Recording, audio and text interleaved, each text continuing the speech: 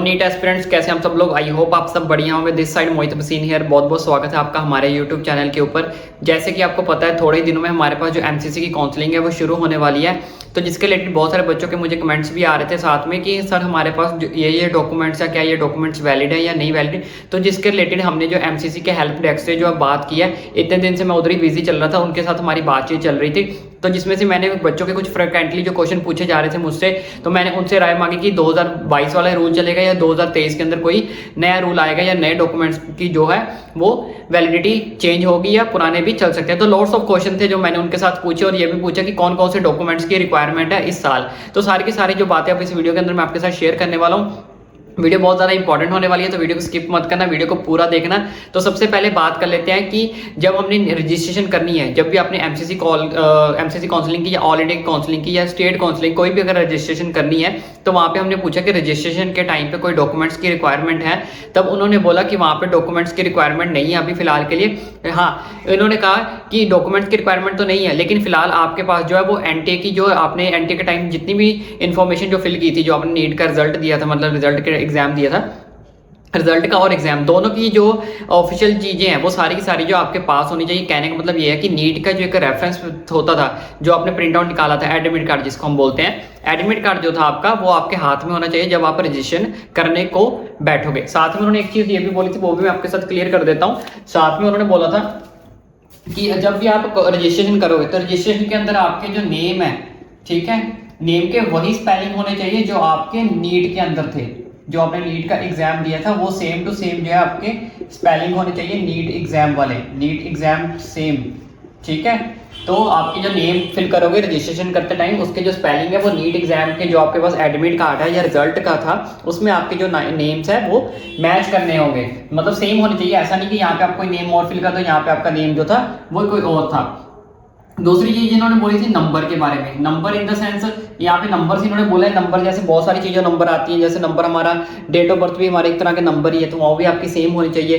तो ये अगर आप कोई फोन नंबर फिल करते हो तो वो भी आपका सेम होना चाहिए। ईमेल आईडी अगर आपके किसी की फोन नंबर से बनी हुई है तो वो भी आपकी ऑलमोस्ट जो सेम होनी चाहिए। आपने ट्राई यही करना है कि जो जो चीजें आपने नीट का एग्जाम देते टाइम फिल करी थी रजिस्ट्रेशन करते टाइम, वो सारी की सारी डिटेल्स जो इनके साथ मैच करनी चाहिए।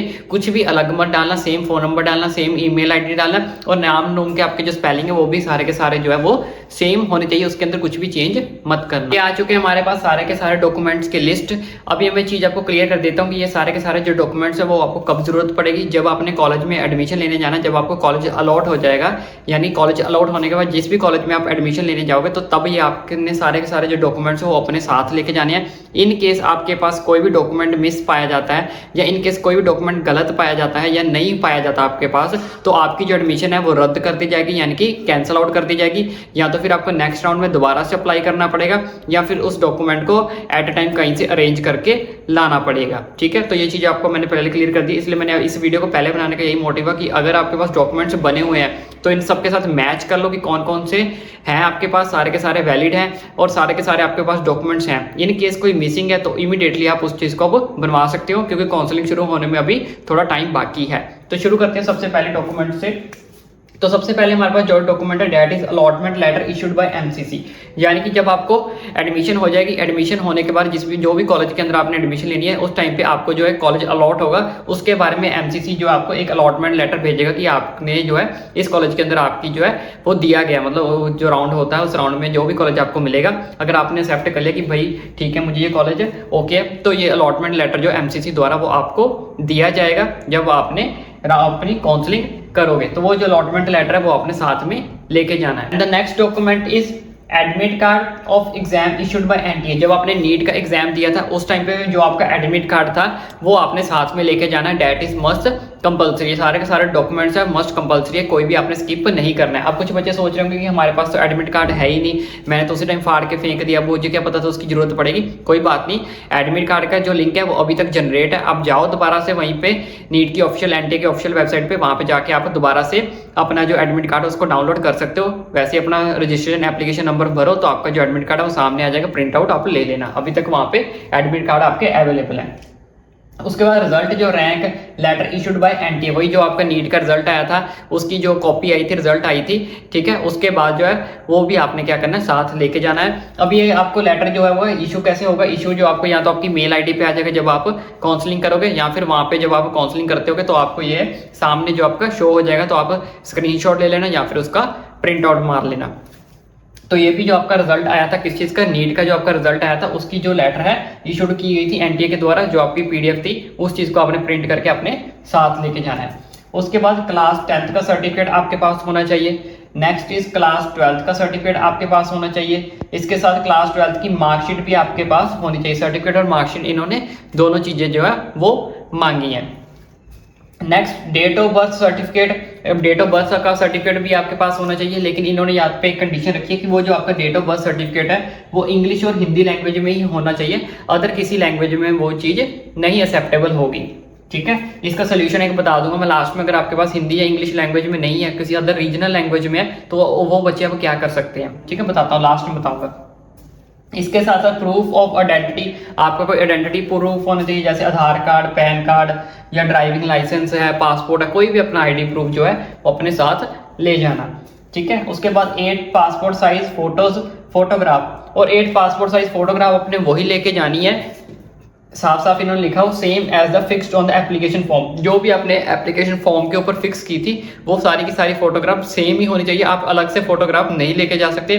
तो इसलिए अपनी फोटोग्राफ की वही लगाना है जिसके पास आपकी जो है सेम हो, तो उसकी मतलब ज़्यादा कॉपी से निकलवा लेना, ठीक है। मिनिमम इन्होंने 8 लिखा है, वहां पे हमें ज्यादा एक्स्ट्रा की भी नीड पड़ सकती है, बट मेन कंडीशन यही है कि वो फोटोग्राफ्स वही सेम होनी चाहिए जो आपके एक एप्लीकेशन फॉर्म पे जो आपने लगाई थी। ट्राई करना कि जो आपने नीट के ऊपर लगाई थी ना वो यहीं पे सेम अगर आप लगा सकते हो तो बहुत अच्छी बात है कि सेम वाली ही लगाना। मैक्सिमम आप कोशिश करना है 99% की वही सेम रहे जो आपने यहाँ पे नीट के एडमिट कार्ड पे जो आपकी फोटो लग के आई थी या फिर आपके रिजल्ट के ऊपर फोटो थी वही सेम आपकी यहाँ पे फोटो लगाओ आप। नेक्स्ट अब बात कर लेते हैं जो बच्चे एनआरआई है या ओपीसी है, फॉरेनर कैंडिडेट्स हैं, उनके लिए क्या चीज चाहिए। उनके लिए हमारे पास स्पॉन्सरशिप एफिडेविट चाहिए, पासपोर्ट की कॉपी ऑफ स्पॉन्सर, साथ में एम्बेसी का सर्टिफिकेट हो या रिलेशन सर्टिफिकेट, ये 3 डॉक्यूमेंट जो है उनके लिए जो है मस्ट कंपलसरी है, जो बच्चे फॉरेनर हैं या फिर एनआरआई से हैं, बाहर से हैं। अब बात कर लेते हैं कास्ट सर्टिफिकेट की, जो बहुत सारे बच्चों का मुझे डाउट्स भी रहता है कमेंट्स के अंदर कि कास्ट सर्टिफिकेट क्या करना है क्या नहीं करना।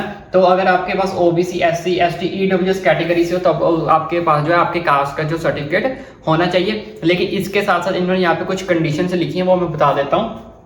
पहली कंडीशन क्या है कि ये जो भी सर्टिफिकेट है ये आपके वैलिड होने चाहिए, वैलिड डेट से होने चाहिए, मतलब ज्यादा पुराने नहीं चलेंगे, यानी कि वो वैलिड होने चाहिए। आपको पता होगा कि आपका जो सर्टिफिकेट है वो वैलिड है या नहीं वैलिड, ठीक है। तो अपनी वैलिडिटी के हिसाब से आपने जो सर्टिफिकेट है उस चीज को लेके जाना है, वैलिड डेट होगी। उसके साथ साथ एक और कंडीशन इन्होंने लिखी है कि आपके जो डॉक्यूमेंट्स हैं वो इंग्लिश और हिंदी में ही होने चाहिए, यानी कि आपकी जो भी कास्ट का सर्टिफिकेट है, कैटेगरी का आपका जो सर्टिफिकेट है, ओबीसी से हो, एससी से हो, एसटी से, ईडब्ल्यू से, उसकी जो सर्टिफिकेट वो जो बना हुआ है वो या तो इंग्लिश में होना चाहिए या तो हिंदी में होना चाहिए।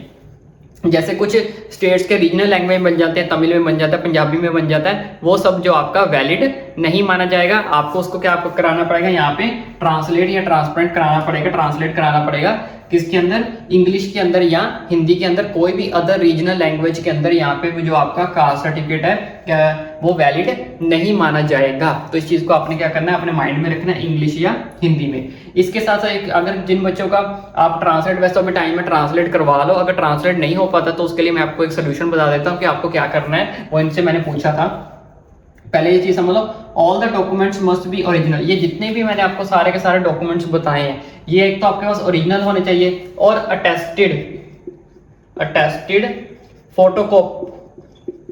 फोटोकॉपी भी आपके पास होनी चाहिए। सबकी आपके पास जो है ओरिजिनल भी होने चाहिए, साथ में टेस्टेड फोटोकॉपी भी होनी चाहिए, सबकी कम से कम 2-2, ठीक है।